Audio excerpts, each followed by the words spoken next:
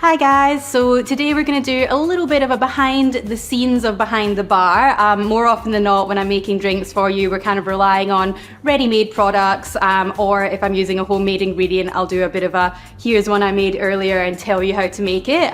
But I really did want to show you how simple it can be to switch up and bring in some extra flavors to sort of zhuzh your cocktails.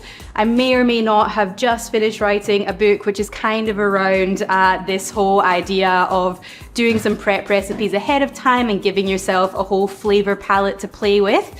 So definitely stay tuned for more information on that. But one of my favorite ways to do this is actually just buy teas. So, here I've got some chamomile, some regular English breakfast. I've got my personal favorite, which is a little lemongrass and ginger. And all of these can be used to make really simple syrups, or, just brew the tea itself and use that in the cocktail as kind of a flavored dilution instead of just water. So obviously we all know sort of an iced tea is a non-alcoholic drink, but it's pretty easy to make that one boozy version. So we're gonna do that. And then I'm gonna show you a couple of little tea syrups as well and how to use them in some drinks just to jazz things up for you. So when making the syrup, it's actually easiest to weigh it if you can be bothered. I mean, you can eyeball it, it's not the end of the world. But here I've already weighed out 100 grams of sugar, and I'm just gonna do the same in here. So do my little zero it on the scale. Scale's freaking out a bit. There we go. Then I'll just add that till it hits 100 grams. Obviously, give or take 104. I think we can live with that. And then you just add the same amount again of water. And so this is just a little bit more accurate than kind of looking at it in a measuring jug. Sure that's properly closed. Easy. So once you've got the water and the sugar in there, you can give it a bit of a stir. So essentially once it starts going sort of clear, rather than having any white in there, that's the sugar getting all incorporated. So what you have there is just a plain sugar syrup. But because it's still hot, it will do the same thing as just adding hot water. So you can decide to add a little bit of tea. So for this first one, I'm gonna go with chamomile. So this is obviously loose leaf tea. You can absolutely use tea bags instead. So I did 100 grams of sugar and 100 grams of water. And then I'm just gonna do 1 teaspoon per 100 grams in there. And this one's gonna be chamomile and tarragon. So I've added a little bit of tarragon in there too. And we're just gonna give that a mix around, make sure it's all nice and sort of submerged. And then cover that up and pop it off to the side just until it cools down basically. And that'll be enough for it to be nicely infused in there. And then this other one I'm gonna use to make a black tea syrup. So that is a really good way. Tea obviously has tannin, so same as you get in sort of red wine or that you get from aged spirits that have been in oak barrels. So it's a good way to add structure to drinks, obviously for alcoholic, but also for non-alcoholic. I'll quite often use teas as like a good way to just add a little bit more depth and interest than just fruit juices and things. So same again, we're gonna go 2 teaspoons of our loose leaf. This one's just regular, it is English breakfast tea. I obviously prefer Scottish breakfast tea, but it's hard to find here, so we'll make do. So that one can just get a little mix as well. I'm also gonna brew some actual tea, which again, I'm gonna use more as like a mixer, more as kind of your dilution. So I'm gonna go with some lemongrass and ginger. This is one of my favorite ones. It works really well with lots of different spirits. Obviously it's got that ginger in there and that kind of citrusy element that works well with darker spirits like rum and whiskey, but also is light enough to use alongside gin, vodka. So you can absolutely use, like honey instead if you're making your sugar syrup, honey or agave, and then add the tea in there. It infuses perfectly fine as well, as long as you have that heat from some hot water. So then we've got your lemongrass and ginger steeping. So now we're just gonna wait for that all to infuse. I may as well have a little tea while I'm waiting.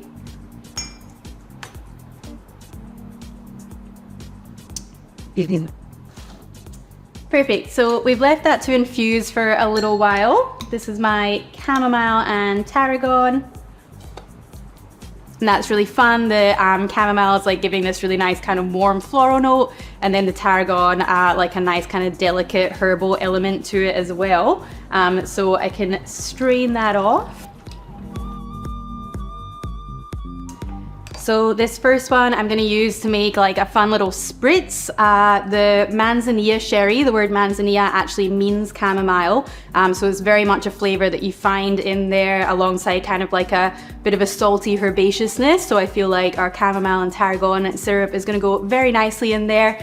And then we obviously want a little bit of bitterness in your kind of classic Amaro spritz as well. So I'm going to use some Suze for that. So 20 mils of our Suze, or another gentian style Amaro. 20 mils of our chamomile and tarragon syrup. 20 mils of delicious manzanilla. And then we're going to top that up with some dry sparkling wine, so Prosecco or whatever you sort of have that fits that style. And then our little splash of soda water.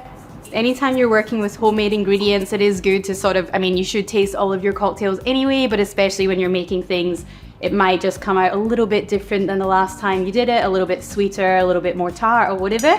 So I think that's pretty delicious. So we're gonna add some ice in there, give it another little stir, and a nice sprig of tarragon to garnish. Now we have a little chamomile and tarragon spritz. Still has that real nice like bracing bitterness from the Suze that you're looking for in a spritz that you're used to kind of having with you know, more full-on Amaro, but just kind of softened and a little bit more gentle with the floral chamomile and that nice little lick of salinity from the manzanilla as well. I think that's a bit of a banger for a hot summer's day and just really levels up rather than just giving your guests the usual Aperol spritz that they'd be expecting. So we have a little sunshine spritz. So now you know. So next up in our little tea extravaganza here, we are going to do something with some lemongrass and ginger tea. So this one I just brewed as normal in a kettle and just waited for it to cool down a little bit there. And basically we're just going to use it to sort of lengthen out. It's kind of in the same style as like a punch, but in, you know, a smaller quantity. So we're going to use this to make a fun little sort of zingy tropical drink, I suppose. So think of it like a very easy rum punch. So we're going to go straight in the glass with some white rum. I'm going to go 45 mils in there, and then a little 15 mils of some dark rum, just sort of layering in a couple of different flavors. Then I'm going to go 15 mils of elderflower liqueur. So we're thinking lemongrass, ginger, elderflower, all really nice and light and floral fun flavors. About 20 mils of lemon juice. And then we're going to go in with our tea. So the tea is just essentially the dilution here. So still a little bit warm, just the magic of television. Obviously at home you'd want it to be fully cool. I'm just going to add a little bit of sugar syrup as well. It's a little bit sharp with both the lemongrass and the lemon juice.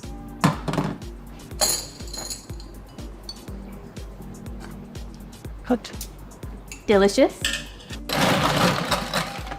Then this is a bit of a trick that I like to use, you know, if you don't have heaps of crushed ice, is just to do a few cubes at the bottom and then you can sort of top up with crushed ice so you still get that effect.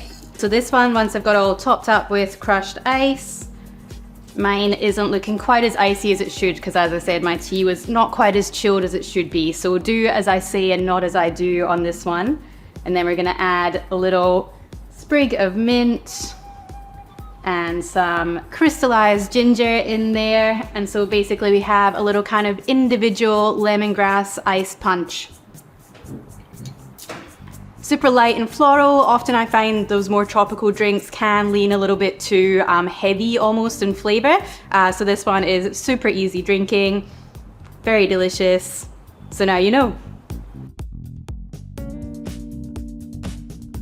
Now we're gonna go a little bit more classic with this next one. So obviously everybody loves an iced tea. I know my in-laws, some of them are from North Carolina or grew up there, so they have very strong feelings about, you know, the sweetness of the iced tea and so on and so forth. So slightly nervous stepping into this. Definitely, if there's any people from the south of the US out there that have strong feelings, then please don't be mean to me about this.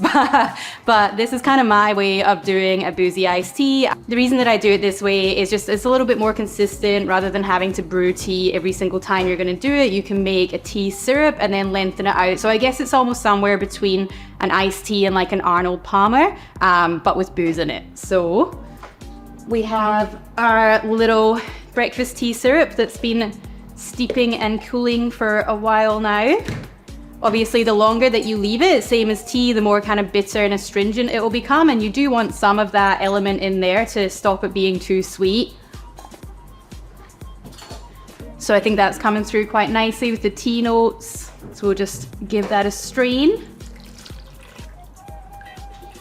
So this, I feel like it has to be bourbon. So we're gonna go 45 mils of bourbon in there. And then we're gonna go a little 15 mils of apricot brandy. This is obviously optional. If you don't feel like the fruitiness, you don't have to. 20 mils of your tea syrup. Now, obviously that is like a fair amount of sweetness, but the tea does have that kind of bitter tannin to it as well. So it does balance out overall, but obviously you can adjust it to your taste or just leave out the liqueur entirely. And then I'm gonna go 30 mils of lemon juice. And then I believe an Arnold Palmer, I find that really hard to say. Arnold Palmer is made with lemonade. This one I'm gonna go a little bit fancier. I've got like a little yuzu soda here. If for less sweet, just use regular soda, or if you're happy with it being a little bit sweeter, then go for the lemonade. So we're just gonna go to about halfway in here.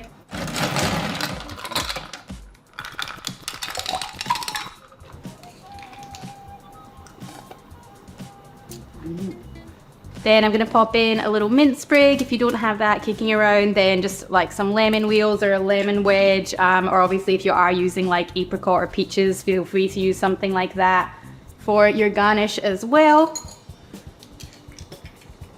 And there we have a little boozy iced tea highball. Man, it just makes, it's not very nice weather here in Melbourne. It makes me wish it was summer. It's really fruity and citrusy, and still has that nice kind of like tea tannin structure through the back there, with obviously a fair whack of bourbon in there too. So what's not to like? Boozy iced tea. So now you know.